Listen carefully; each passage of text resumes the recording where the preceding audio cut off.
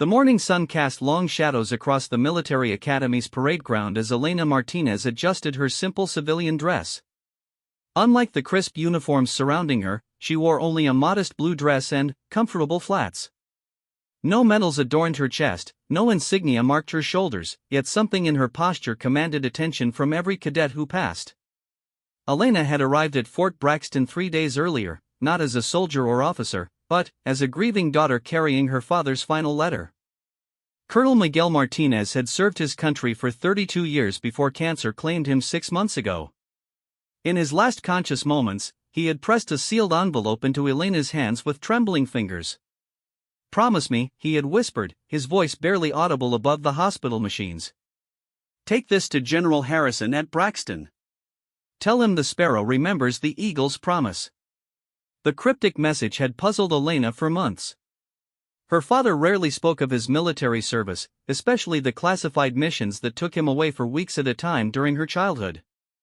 She knew he had served with distinction, earning respect from his peers, but the details remained locked away in government files and her father's selective memory. Now, standing in the reception area of the base headquarters, Elena clutched that same envelope. The receptionist, a young sergeant with kind eyes, had been trying to reach General Harrison for over an hour. "Ma'am, I'm sorry, but the general is in important meetings all day," the sergeant explained apologetically. "I can schedule you for next week, or perhaps you could leave the letter with me?" Elena shook her head firmly. "My father said I had to deliver this personally to General Harrison. He said it was important." The sergeant's expression softened. She had seen many military families struggling with loss, carrying final wishes and treasured mementos. "Let me try one more time, okay?" As the sergeant picked up her phone, Elena noticed a framed photograph on the wall showing various military ceremonies. One image caught her attention, a group of young soldiers in combat gear, their faces dirty but triumphant. Something about the scene felt familiar, though she couldn't place why. "Sergeant, who are those men in the third photograph?" Elena asked. The sergeant followed her gaze. "Oh, that's from Operation Desert Shield, I think. Early 1990s. Some kind of rescue mission that went really well. The guy in the middle there, that's actually General Harrison when he was just a lieutenant." Elena studied the young face in the photograph more carefully. The features were familiar, and, suddenly, she realized why. Her father had a similar photo in his study at home, though his copy showed the same scene from a different angle.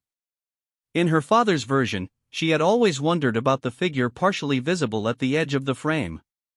"Excuse me," a deep voice interrupted her thoughts. Elena turned to see a tall officer with graying temples and sharp blue eyes. His uniform was immaculate, with enough ribbons and insignia to identify him as someone of considerable importance. "I'm Colonel James Wright," he introduced himself. "I couldn't help but overhear you mention the name Martinez." "Miguel Martinez?" "Yes, he was my father," Elena replied, surprised by the officer's sudden attention. Colonel Wright's expression changed immediately. "Your father saved my life in Kuwait," he said quietly. "I was a young sergeant then, trapped behind enemy lines with my unit cut off. Miguel led a team that came back for us when everyone else said it was too dangerous." Elena felt a warmth spread through her chest. This was exactly the kind of story her father never told, the kind of heroism he brushed off as just doing my job whenever she asked about his service. "Ma'am," the sergeant called out, covering her phone receiver. "I have General Harrison's aide on the line. The general can see you in 10 minutes if you can wait." Elena nodded gratefully, but Colonel Wright stepped forward. "Actually, let me escort Miss Martinez up myself. I'd like to pay my respects."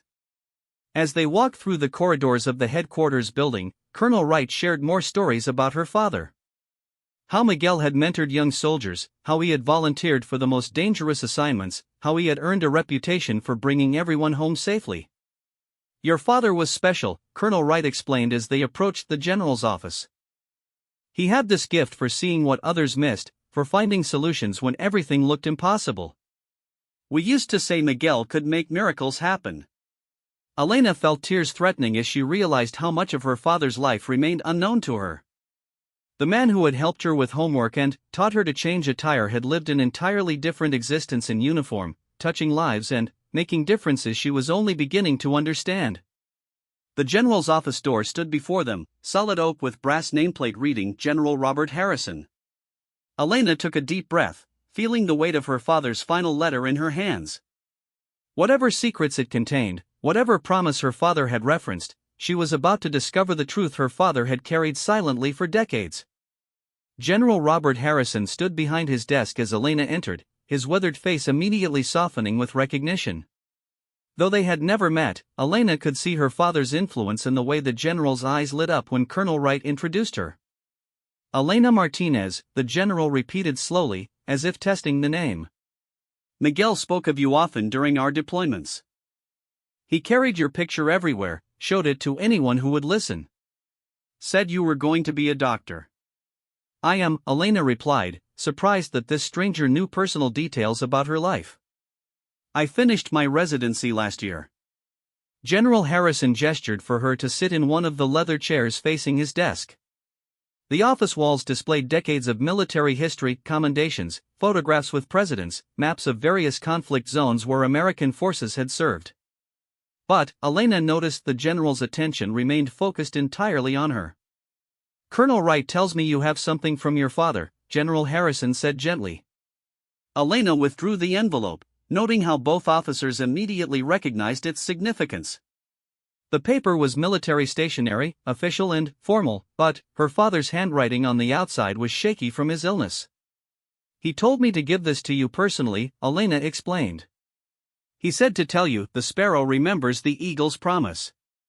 The change in General Harrison's expression was immediate and profound. Color drained from his face, and his hands trembled slightly as he accepted the envelope. Colonel Wright looked confused, clearly not understanding the reference that had such a powerful effect on his superior. Colonel Wright, I need you to step outside for a moment, General Harrison said quietly. And ensure we're not disturbed. After the colonel left, closing the door behind him, General Harrison carefully opened the envelope. His eyes moved across the pages inside, and Elena watched as emotions played across his features: sadness, pride, and something that looked like relief. Your father was the most honorable man I ever served with, the general began, setting the letter aside. What I'm about to tell you is still classified, but Miguel's letter gives me permission to share it with you. Elena leaned forward, her heart racing with anticipation. In 1991, during Operation Desert Storm, your father and I were part of a joint task force investigating reports of American prisoners being held in an underground facility near Baghdad. Intelligence suggested the Iraqis were planning to use these prisoners as human shields during coalition bombing runs.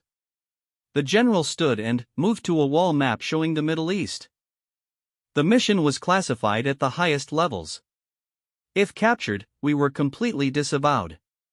No rescue would come, no acknowledgement of our presence. The facility was heavily guarded, built into natural cave systems that made conventional assault impossible.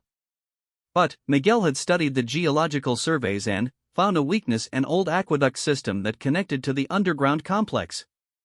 Elena listened intently as General Harrison described how her father had volunteered to crawl through miles of narrow, partially flooded tunnels to reach the prison area. The mission required someone small enough to fit through spaces barely 2 feet wide, someone with the technical skills to disable electronic security systems, and someone brave enough to work alone in complete darkness. Miguel spent 18 hours underground, the general continued. He located 17 American prisoners, confirmed they were alive, and marked the exact coordinates for extraction. But when he tried to return through the tunnels, the Iraqis had discovered our presence. They were flooding the aqueduct system. Elena's breath caught in her throat. What happened? Your father was trapped. The water was rising, and his radio couldn't reach our position through all that rock. According to his own report later, he had maybe 10 minutes of air left in the highest chamber he could find. General Harrison returned to his desk and picked up her father's letter. But Miguel didn't panic. Instead, he used that time to create detailed drawings of the facility layout, guard positions, prisoner locations, everything we needed for a successful rescue. He sealed those drawings in waterproof pouching and left them in a dead drop location, then, prepared to drown rather than risk capture and potential torture that might compromise the mission. By some miracle, an Iraqi engineer opened drainage valves to prevent flood damage to their own equipment. The water level dropped just enough for Miguel to reach an air pocket, then, eventually work his way back to our rendezvous point. He was unconscious when we found him, hypothermic and barely breathing. Elena wiped tears from her eyes, imagining her father in those terrifying moments, alone in the dark, thinking he was going to die. The rescue mission succeeded completely, General Harrison continued. All 17 prisoners were recovered safely, and the intelligence Miguel gathered led to the disruption of 3 other prisoner facilities. But the mission remained classified because revealing it would have endangered other ongoing operations. Miguel received the Medal of Honor, but it was classified. No ceremony, no public recognition. He was sworn to secrecy for the rest of his life. The only people who knew the truth were the rescued prisoners, the mission team, and a few senior officials. General Harrison held up the letter. In here, Miguel releases me from that secrecy, but only regarding you. He wanted you to know what kind of man your father really was, what he sacrificed for others. Elena felt overwhelmed by pride and grief simultaneously. Her quiet, humble father had performed acts of heroism that belonged in movies, yet he had never breathed a word about any of it. There's more, General Harrison said softly. Miguel's actions that day earned him not just recognition, but promises from grateful senior officers. 4 of us made a pact: if Miguel or his family ever needed anything, we would move heaven and earth to help. The general opened his desk drawer and withdrew an ornate wooden box. Inside, nestled in velvet, was a medal unlike any Elena had ever seen. This is his Medal of Honor, General Harrison explained. Miguel never wanted it displayed during his lifetime, said the real reward was bringing those men home to their families. But he asked that you receive it now, along with the full story of what he did. Elena stared at the Medal of Honor, its weight heavier than she expected when General Harrison placed it in her hands. The gold star caught the office lighting, and she could almost feel the sacrifice and courage it represented. Her father had carried the secret of this honor for over 30 years, never seeking recognition or praise. General, my father mentioned 4 generals in his letter, Elena said, looking up from the medal. You said 4 officers made a promise. General Harrison nodded solemnly. The other 3 need to know you're here. They've been waiting for this day just as long as I have. He reached for his secure phone. General Patricia Chen is at the Pentagon, General Marcus Thompson is at Fort Campbell, and General David Rodriguez is at MacDill Air Force Base in Tampa. As the general made his calls, Elena tried to process everything she had learned.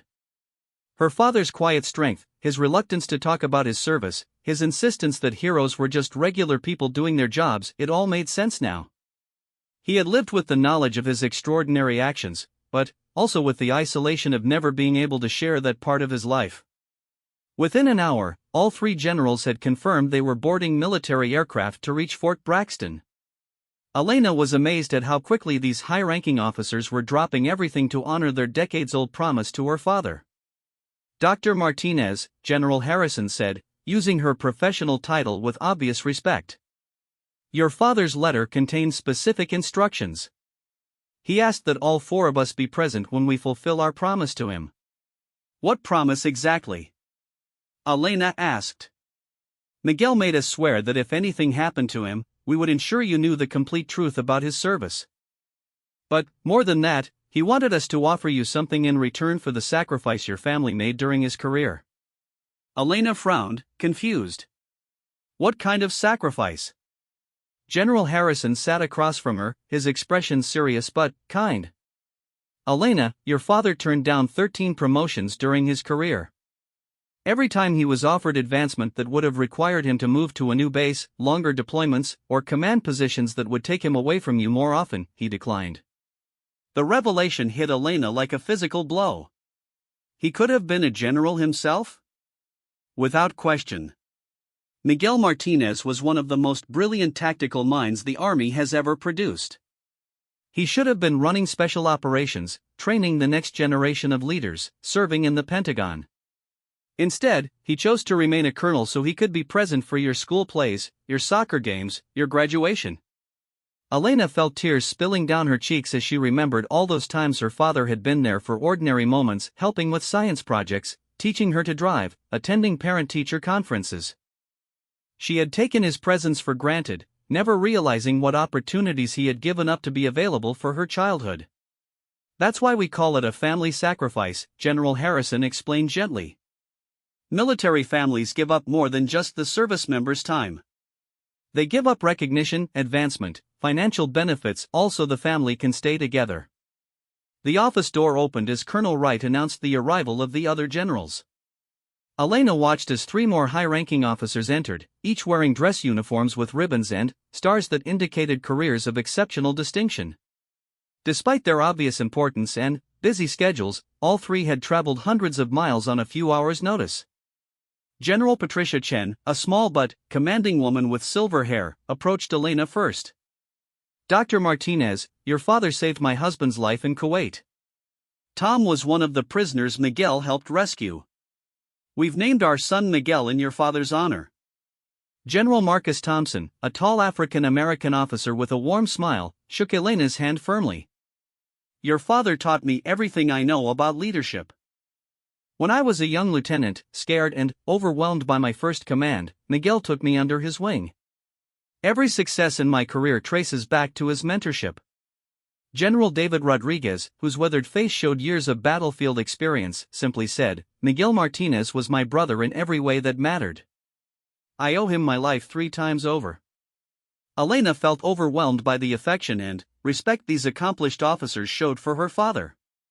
These were people who commanded thousands of soldiers, who advised presidents and made decisions affecting national security, yet they spoke of her father with reverence typically reserved for legends. "Dr. Martinez," General Harrison said formally, "we 4 made a promise to your father 32 years ago. We swore that his family would never want for anything, that his daughter would have every opportunity to pursue her dreams, and that his sacrifice would be properly honored." The 4 generals arranged themselves in a line facing Elena, their posture shifting to ceremonial attention. Elena remained seated, still holding her father's Medal of Honor, uncertain what was happening. "Miguel's letter instructs us to offer you the position of Chief Medical Officer for Army Special Operations," General Chen announced. "It's a civilian position with the rank equivalent of colonel, overseeing medical support for the most elite units in our military. The position comes with a substantial salary, full military benefits, and the opportunity to save lives in the same spirit your father did," General Thompson added. "But, more importantly," General Rodriguez continued, "it represents our recognition that Miguel's daughter shares his commitment to serving others. We've followed your career, Dr. Martinez. Your work in trauma surgery, your volunteer service in disaster areas, your research in combat medicine, you're already carrying on your father's legacy." General Harrison stepped forward. "We're not offering you this position because of who your father was. We're offering it because of who you are. Miguel would be proud of the doctor and woman you've become." Elena stood slowly, still clutching the medal, her mind racing. The opportunity was extraordinary, beyond anything she had ever imagined. To work with the military's most elite medical teams, to apply her skills in service to others, to honor her father's memory in a meaningful way. But she also felt the weight of expectation, the challenge of living up to her father's remarkable example. How could she possibly measure up to a man who had sacrificed everything for duty and family? Elena looked at each of the 4 generals, feeling the full weight of their attention and respect. These were men and women who had dedicated their lives to service, who understood sacrifice in ways most people never would. They were offering her not just a job, but a chance to continue her father's mission of protecting and serving others. "I need to think about this," Elena said quietly, her voice barely steady. "It's an incredible honor, but I want to make sure I'm accepting for the right reasons." General Harrison nodded approvingly. "Your father would have said exactly the same thing. Miguel never made important decisions quickly, especially ones involving service to others. Take all the time you need," General Chen added. "But know that this offer doesn't expire. Whether you accept now, next month, or 5 years from now, the position will be available to you. Elena stood, still holding her father's Medal of Honor, and faced the four generals. Something in her posture shifted as she thought about her father's courage in those flooded tunnels, his willingness to sacrifice everything for people he had never met. "Actually, I don't need time," she said, her voice growing stronger. "My father taught me that when an opportunity to serve others presents itself, you don't hesitate. You step forward." The four generals exchanged glances, recognizing something familiar in Elena's determination. "I accept the position," Elena continued. "Not because of what my father did, but because I want to honor his example by doing what I can to help others." General Harrison smiled, and Elena could see years of worry and obligation lifting from his shoulders. "Dr. Martinez, raise your right hand." As Elena raised her hand, still clutching the Medal of Honor in her left, all four generals came to attention. What happened next would remain etched in Elena's memory forever. In perfect unison, without any spoken command, all four generals rendered a slow, deliberate salute. Not to her rank, for she held none.